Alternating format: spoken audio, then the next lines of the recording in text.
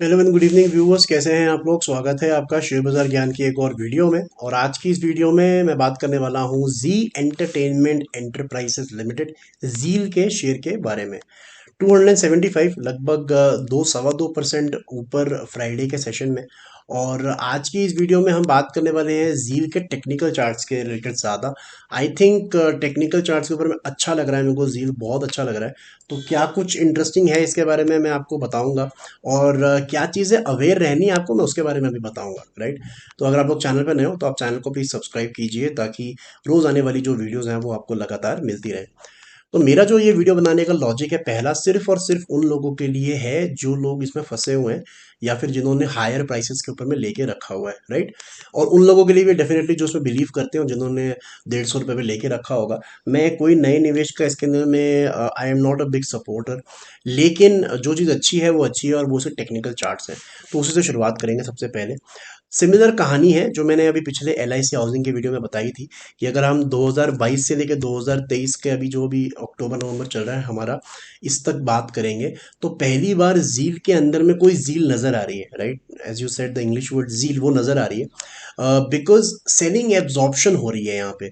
Because अगर आप देखोगे ना, 2021 से लेके अभी तक का जो मैंने यहाँ पे दो एक ब्रैकेट बनाया हुआ है, वीकली चार्ट है ये, तो लंबा चार्ट आपको छोटे में नजर आता है, बिकॉज एक कैंडल एक हफ्ते की होती है, राइट। तो यहाँ पे ना जील आप नोटिस करोगे कि जब भी अपनी 200 वीकली मूविंग एवरेज, ये जो ब्लू लाइन आप देख रहे हो, इसके ऊपर जब जब निकलता था, इसको वहीं से इमीडिएट सेलिंग आती थी। जैसे इमीडिएट सेलिंग आती थी, ये दोबारा से उसके नीचे फिसल जा रहा था। 2022 में भी दो तीन बार ऐसा हुआ। ये अप्रैल के अंदर आप देख सकते हो कि stock has gone above it's 200 weekly moving average, लेकिन जैसे ही सेलिंग आती है, दोबारा से स्टॉक जो है वो नीचे फिसल के आ जाता है। सिमिलर चीज़ हमारे को हमेशा इसमें 2022 के एंड में भी देखने को मिली। स्टॉक ने फिर से ऊपर जोर लगाया, और 2022 के मिडिल में दोबारा से सेलिंग आई, और दोबारा स्टॉक नीचे फिसल गया।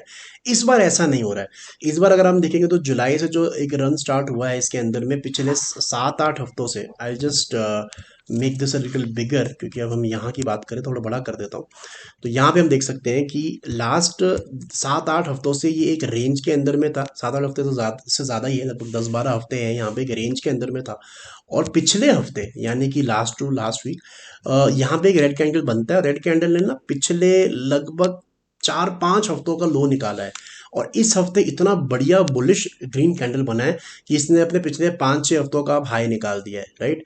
तो ये क्लियरली सेलिंग एब्जॉर्प्शन का साइन है कि जितना मर्जी दम लगा रहे हैं इसको नीचे गिराने का, ये उतने ही दम से ऊपर आ रहा है। दूसरी इंपॉर्टेंट चीज, जो 20 और 200 मूविंग एवरेज के बीच का गैप है, यहाँ पे ना पहले आप ये देखो कि 20 मूविंग एवरेज 200 मूविंग एवरेज के ऊपर है। ये रेड वाली is the 20 moving average, blue वाली इज द 200 मूविंग एवरेज। और इन दोनों के बीच का गैप देखिए अब कितना कम है। ये जब भी गैप कम होता है ना इन दोनों एवरेजेस के बीच में, आपको हमेशा एक नया ट्रेंड वहीं से शुरुआत होते हुए नजर आएगा। चाहे वो ट्रेंड नीचे का हो, चाहे वो ट्रेंड ऊपर का हो।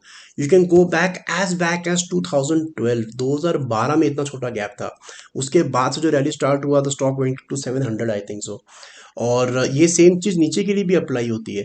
2019 में अगर आप देखोगे तो you can see the small gap between 20 and 200 moving average. जब भी ये गैप एक्सपैंड हो जाता है ना, बहुत ज़्यादा बढ़ जाता है, तो अब एग्जिस्टिंग ट्रेंड जो है वो रिवर्स मारता है। यहाँ पे आप देख सकते हो, तभी ये रिवर्स मारता है। नीचे का भी जब ये बहुत ज़्यादा गैप बड़ा हो जाएगा, तो वहीं से ये ट्रेंड जो है वो रिवर्स मारता है। सो आई थिंक टेक्निकल चार्ट्स पे it is looking very solid. और यहाँ से अगर मुझे ट्रेड करना हो ये शेयर, तो मैं क्या करूँगा, नीचे की तरफ में 225 का स्टॉप लॉस लगाऊंगा, और अपना जो इसका अंदर में पोजीशन है वो बना के रखूंगा। And once it breaks 225, only after that will I consider selling the stock. तो पहली चीज़ तो ये इंपॉर्टेंट है करना, that you need to put a stop loss at a good level, right. दूसरी चीज़ जो मैं वीडियो के स्टार्टिंग में बता रहा था कि why am not a big supporter of Zeel, that is mainly because of the financials. अगर आप जील के फाइनेंशियल्स देखेंगे तो आपको इतना कॉन्फिडेंस इसके अंदर में नहीं आएगा। स्टॉक की पी 127 है, वो तो खैर अलग ही बात हो गई, that is not even worth discussing. तो वहां से ओवर वैल्यूएशन इसका नजर आता है, बिकॉज ओवर वैल्यूएशन इसको इसलिए बोलेंगे because the company is not making good profits. अगर आप देखोगे तो पिछले 4 क्वार्टर की अगर हम बात करेंगे यहाँ पे, तो चार में से 2 क्वार्टर तो इनके घाटे में गए हैं, राइट।